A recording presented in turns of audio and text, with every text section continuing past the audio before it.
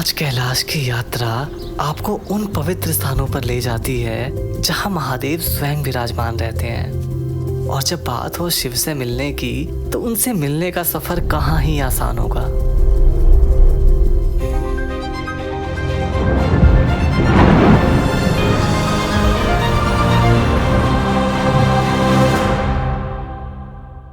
अगर आप ऊपर जाओगे ना, यहाँ तो कुछ भी नहीं अभी व्यू दिख रहा आपको। हाँ जी। ऊपर चढ़ाई करोगे ना तो आप बोलोगे महादेव ये जन्नत हमसे कहाँ छिपा के रखी थी। किन्नौर शिमला से लगभग 235 किलोमीटर दूर एक बहुत ही खूबसूरत जिला है।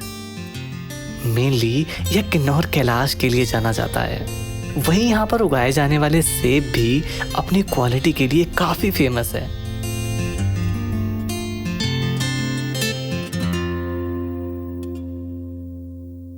जब यात्रा शुरू होती है तब बंदे से पूछते ना, जय बोले तब बोलते हैं हर हर महादेव। और जब यात्रा पे चढ़ जाते हम फिर बोलते हैं जय बोले जय बोले। ऐसे ही हकीकत में ही 5 कैलाश में से सबसे कठिन यात्रा मानी जाती है। यात्रा इतना मुश्किल है कि कोई अपने जीवन में एक बार ही इस यात्रा को करने का फैसला ले पाता है। सफर में सांस लेने में दिक्कत, सर दर्द, पैर दर्द, ये सब बहुत ही आम बात है। पृथ्वी पर 5 कैलाश है जिनका अपना धार्मिक और आध्यात्मिक महत्व है, जिनमें कैलाश मानसरोवर, किन्नौर कैलाश, आदि कैलाश, मणि महेश कैलाश और श्रीखंड महादेव शामिल है। किन्नौर कैलाश के दर्शन के लिए हजारों लोग दूर दूर से आते हैं। रास्ते की कठिनाइयों की वजह से बहुत कम लोग शिवलिंग के दर्शन कर पाते हैं। ट्रैक का लेवल कैसा है? बहुत ज़्यादा डिफिकल्ट है। बहुत डिफिकल्ट लेवल है, पर भोले शंकर आपको पहुंचा देते हैं। यहाँ के स्थानीय लोगों ने मुझे बताया कि रोजाना 300 से 350 लोग शिवलिंग के दर्शन के लिए जाते हैं, जिनमें से 100 से 120 लोगों का भी दर्शन हो पाना बहुत ही मुश्किल होता है। बाकी तो खुद से ही हार के वापस लौट जाते हैं। यहाँ मानसून में बादलों का फटना, तेज बारिश, पहाड़ों का गिरना, इन सब वजहों से कई बार यात्रा को बंद कर दिया जाता है। ये जो यात्रा किन्नौर कैलाश की है, बिना कष्ट के यात्रा अधूरी है। 15 साल पहले यहाँ आया था किन्नौर कैलाश, और अभी मेरी उम्र 60 वर्ष है। तो भोले बाबा की कृपा रहेगी, आप सबका आशीर्वाद और साथ रहेगा तो जय हरि होगी, ज़रूर पहुँचेंगे हंसते खेलते। ऊपर कोई भी मोटरेबल रोड ना होने की वजह से जरूरत की चीजों को ले जाना काफी मुश्किल होता है। पहले पड़ाव में हमें पहुंचना होता है गणेश बाग की ओर, जो आसानी से पूरा किया जा सकता है।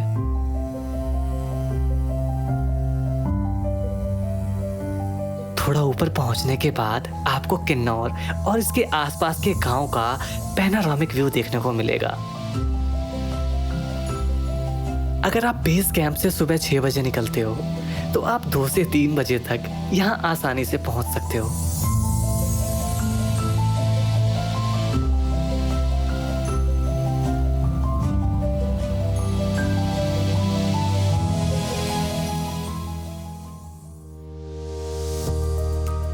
ये यात्रा आपको भगवान शिव के सबसे पसंदीदा स्थानों में से एक पे ले जाएगी।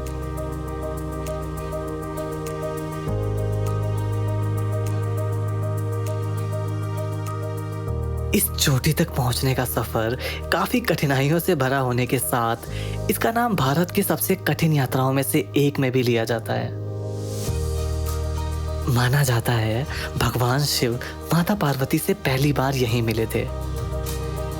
यहाँ कम से कम सामान लेकर जाना ही सही रहता है, क्योंकि एक समय के बाद पानी की बोतल भी भारी लगता है।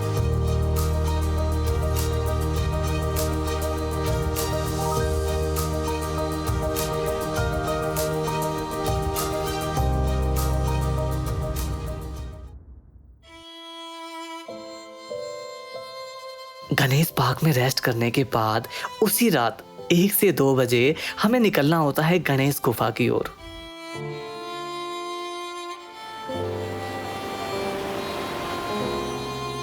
यहाँ बर्फ से ढके पहाड़, हरी भरी घाटियां, झरने और बहती नदियों के साथ आपको देखने को मिलेंगे ऑक्सीजन की कमी, खड़ी चढ़ाई वाले रास्ते, कच्चे रोड, पत्थरों का अचानक से गिर जाना और खतरनाक खाई वाले रास्ते।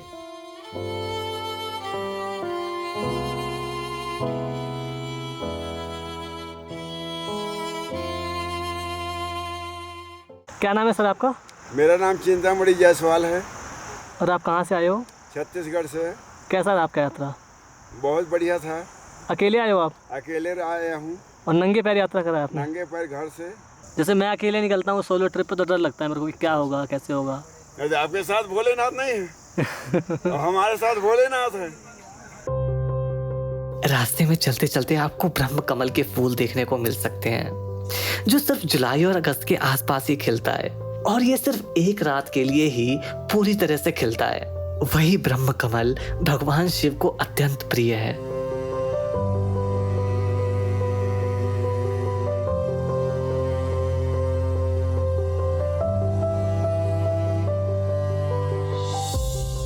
क्या नाम है आपका?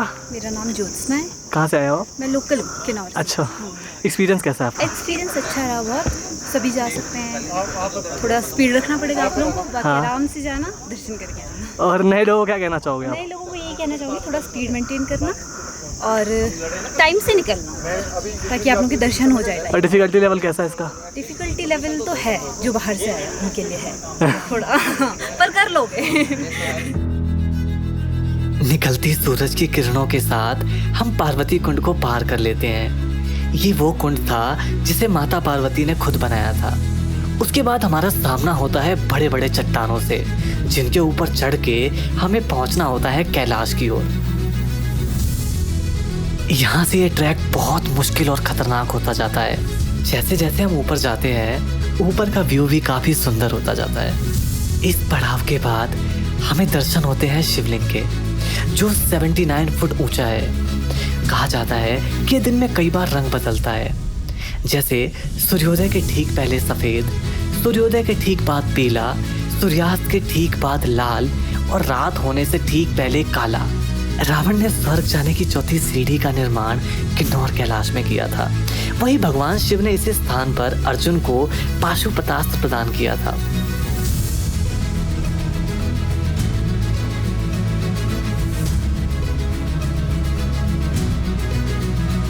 ये सिर्फ एक यात्रा नहीं है, बल्कि उससे बढ़कर है। यहाँ आप प्रेजेंट में रहना सीखोगे, अपने हर एक कदम को सोच समझ के रखोगे, क्योंकि आपकी एक छोटी सी गलती आपको मौत के मुंह में धकेल सकती है।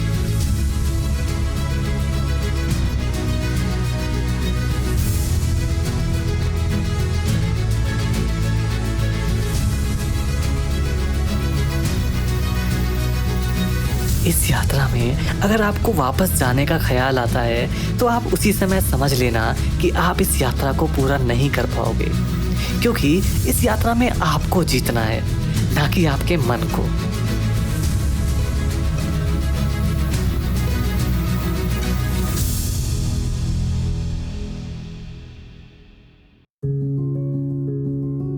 ये मेरे जीवन के सबसे डिफिकल्ट ट्रैक में से एक था, और शायद आपके लिए भी हो।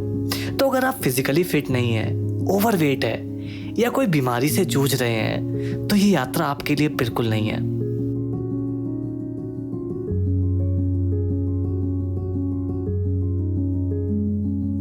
वापस उतरना और भी ज्यादा डिफिकल्ट हो जाता है, क्योंकि बॉडी पूरी तरह से थक चुका होता है, और उतरते समय सर दर्द और पैर दर्द ये बहुत ही कॉमन है।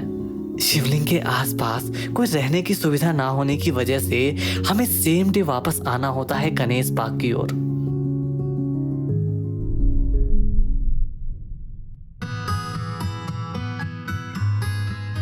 वापस आते समय हमें मिलता है ये डॉग, जो गणेश बाग से टांगलिंग विलेज तक हमारे साथ आता है।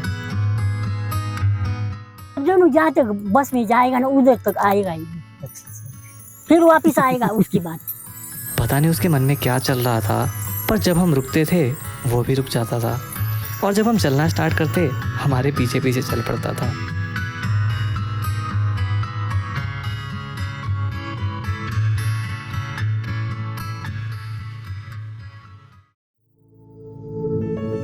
मैं उन सौभाग्यशाली लोगों में से एक था जो हारते हारते भी जीत गया। मुझे सच में नहीं पता कि मैंने कैसे इतने मुश्किल यात्रा को कंप्लीट किया, क्योंकि मैं उन लोगों में से एक हूँ जो सब्जी भी स्कूटी से लेने जाता है, और सच बताऊं तो दिन भर में शायद 1 किलोमीटर भी नहीं चलता हूँ।